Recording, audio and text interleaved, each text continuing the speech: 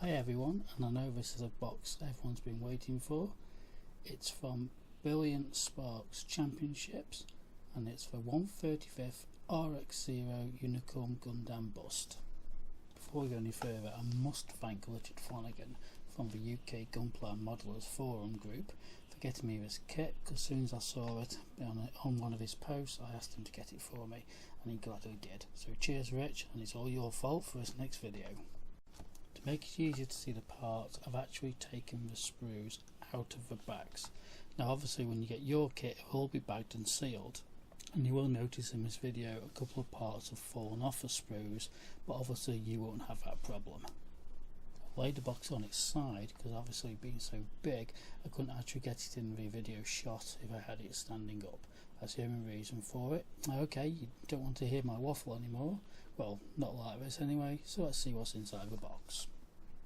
I know this box is absolutely packed because I had fun when I actually took all the bags off and tried to get it all back in.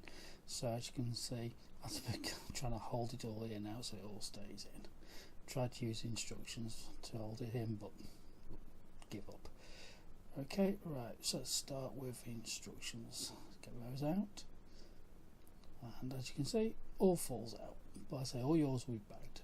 Starting with the instructions, as you can see it's in colour, and at the front there's a part, well you couldn't really say it's a parts list, it just says what the sprues are, so it's not as good as the Bandai one, but at least it shows the instructions for the LEDs. Now as you can see the LEDs don't come cut, so what you will find as the instructions go on, you will actually have to trim the positive and negative terminals to fit into the actual connectors.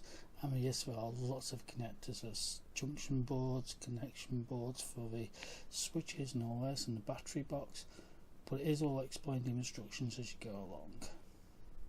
So okay, and yep, there we go, and as you can see straight away it shows all the different stages, where to feed the wires and how to fit them all in.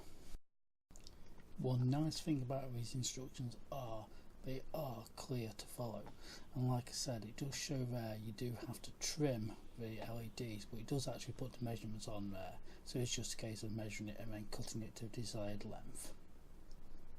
And as you carry through, like I say, it's in colour, again shows where all the cables go and all the fittings. And when you come towards the back of the manual you have all the decals, and there are lots of decals, but again it even shows what stage for a bust, head, backpack, and they are labelled the same way on the actual decal sheet themselves. So let's get the decal sheet out, and there you are. As you can see, it shows it all different sections marked off, so it is just a case of following bit by bit and then sticking them on if you wish. Now this transparent piece here is actually needed for the logo. It's not just something to throw away on a piece of advert. If it is actually part of a kit, it will be lit behind it.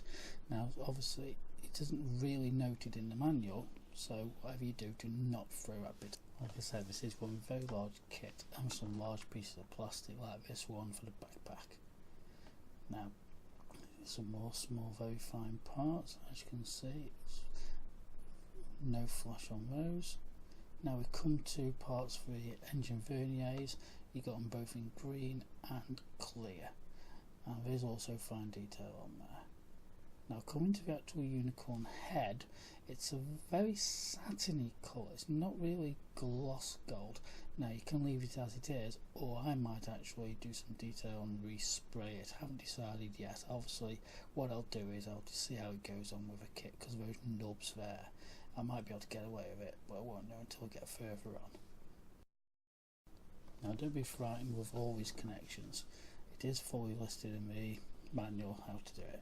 Like you say, you've got the junction boards where all the connectors fit. All those wires are already cut to the correct length, but like I said, as it said in the instructions, those LEDs will need to be trimmed. Now best thing to use for those is a pair of wire cutters or sharp pliers. Scissors or knife won't do the job, so you just need to get yourself one of those before you start. Now get some, now I know pulling this stuff out is a nightmare. The actual main parts of the engine, the outer covers, again there's no flash on there. Now cut the nubs and sand those down. Now that's part of the base, part of the chest, torso.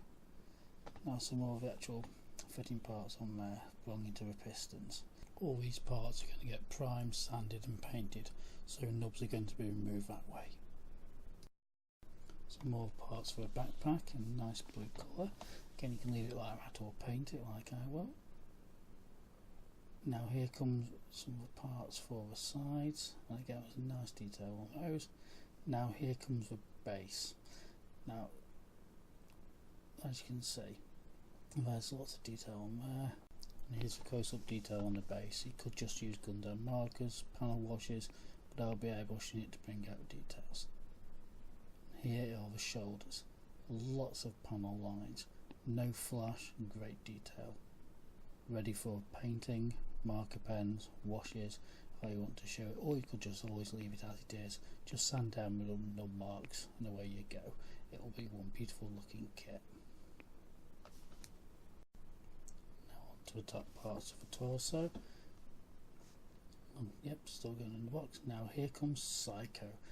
Now these colours aren't as deep as like in the Bandai Psycho colours. It's slightly pink in this light, but what will happen is when obviously you have all the parts on it, it will just shine through the edges. So yeah, one thing that could have been done slightly better, but it will still produce a nice effect. And again, some more Psycho parts for the backpack and the cockpit. Still nice detail on there, but not a stronger colour. So yep, keep pulling these bits out, we haven't finished yet. Some more small parts for the sides. And here we go, start on parts for the head. Again, nice detail. Nubs, yeah, take those off and sand them, we'll be okay. Yep, and main parts for torso and fitting parts, again, nice details on there. Yep. And some more parts for the sides and shoulder armour. Nubs, again, not undergated, so it looks like it will be a case of cutting those off and sanding them down. I don't think we've done much undergated on this kit at all. Now we come to the parts for the base for joining it with the rest of the kit. Lots of nice detail on there. I'll be airbrushing those with metallics. You can leave it as it is, but I'm going to prime it, use about probably 2 or 3 different colours, or might even go to town and use 4 or 5. Might use highlights in blue, gold, things like that, but it will be nice as it is. Now we come to some smaller parts. Again, nice detail. A lot of this won't actually be seen when you finish the kit. There's some annoying thing is, but at least you know it's going to be there yourself.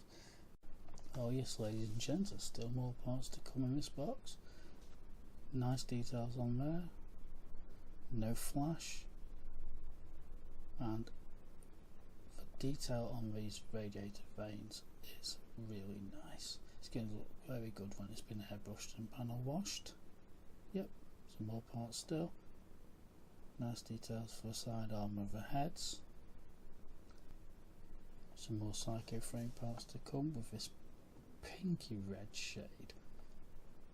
I think with natural daylight showing it worse than what it actually will be when it's done with indoor lighting.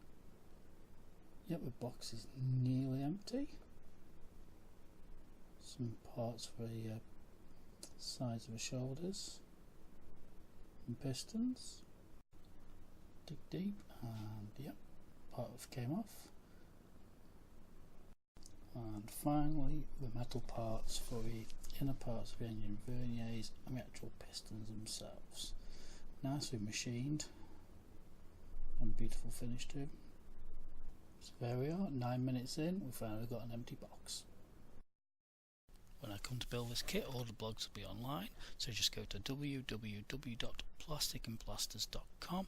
Top right hand side you'll see links to my Facebook page, Twitter page and blogger pages.